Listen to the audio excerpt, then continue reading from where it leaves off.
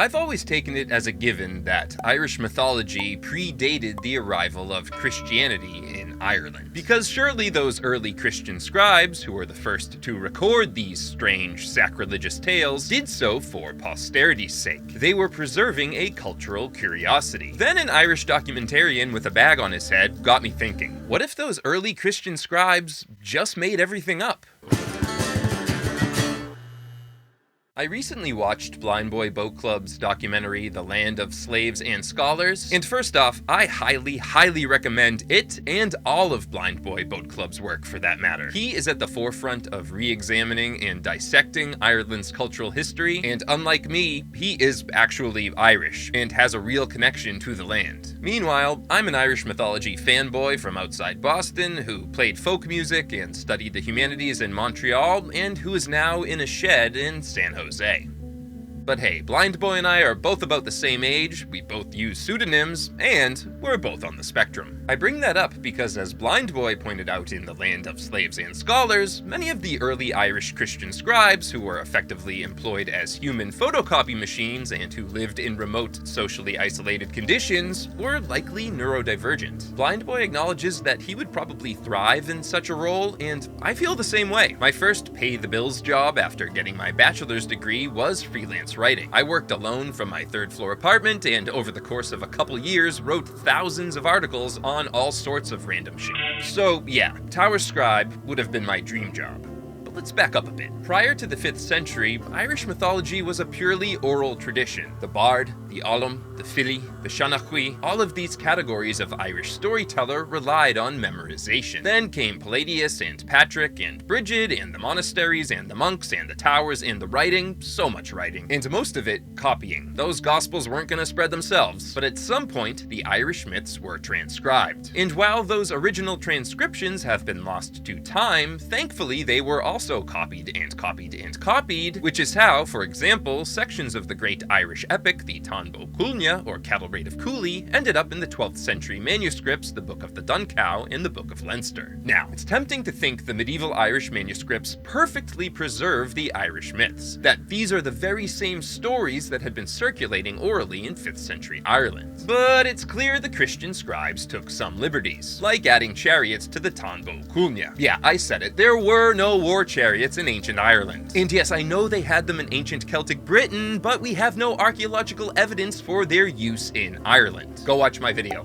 Go. Chariots and other classical influences aside, there are also overtly Christian references in the Tuan, including having the Ulster king Cruthar mac Nessa die after learning about Christ's crucifixion. I mean, technically the brain ball, a projectile made from a calcified human brain that had been lodged in mac Nessa's skull for 7 years, also had something to do with it, but the point is, these scribes added stuff, and they synchronized timelines. In the Yawargawla Éireann, or Book of Invasions for example, the very first human being to set foot on Irish soil is said to be Cessair, the granddaughter of Noah. Yes, as in, hey brother Noah, build me a floating zoo. Cessair and her crew are said to arrive before the biblical flood, but then they're all wiped out by it, save for one dude in a cave on a mountain who gets reincarnated as various animals over the centuries. See, that second part sounds, at least superficially, like part of an indigenous creation myth, whereas the first part about Cessair clearly stems from a different creation myth that the scribes shoved in there. So yeah, it's been known and accepted by scholars for a while now that the Irish myths we have on vellum are corrupted versions of the stories the ancient Gaels would have been sharing. But in Blindboy's documentary, the Irish historian Niamh Witcherl, whom I happen to quote in my video essay on the Irish saint/goddess Brigid, raised an interesting point. What if these Irish myths aren't just corruptions of older pagan tales? What if they're whole cloth creations? What if after years and years and years of writing what they were instructed to write, some of these neurodivergent scribes got burnt out and had midlife crises and turned to fiction as a creative outlet, as a sort of therapy?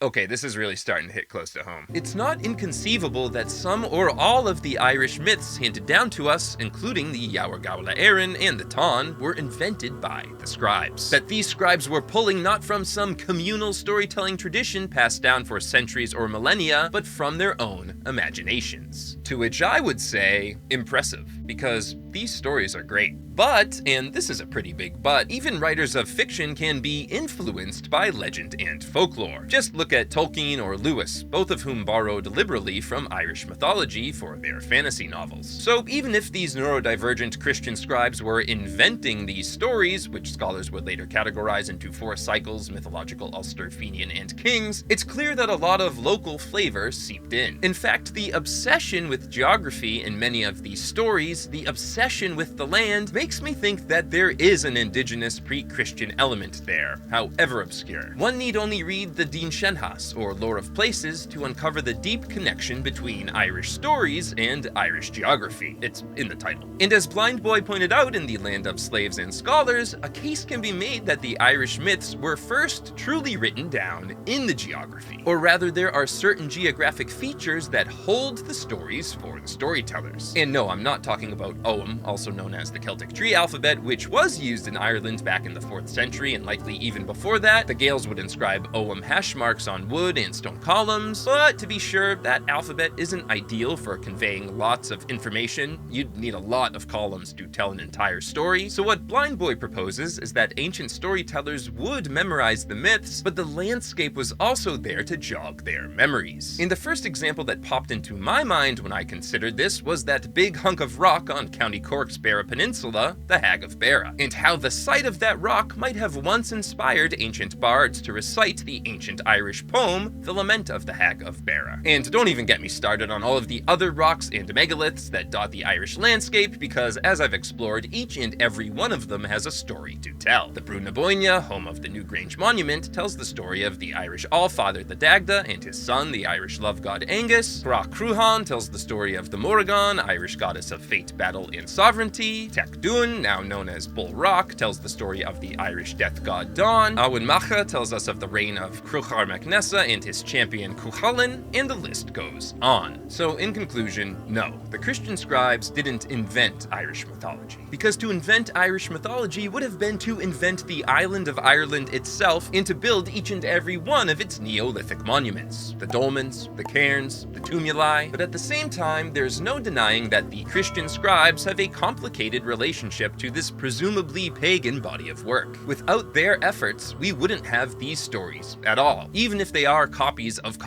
Christianized corruptions. And if we didn't have Irish myths, what would my special interest be? Folklore and film? Thank you so much for watching. If you enjoyed this video, please leave a like and a comment, and one of the best things you can do is subscribe. That really helps. As always, my name is I.E. Neverday, editor of the Celtic fantasy short story anthology Neon Druid, and creator of the Irish Myths and Folklore and Film YouTube channels.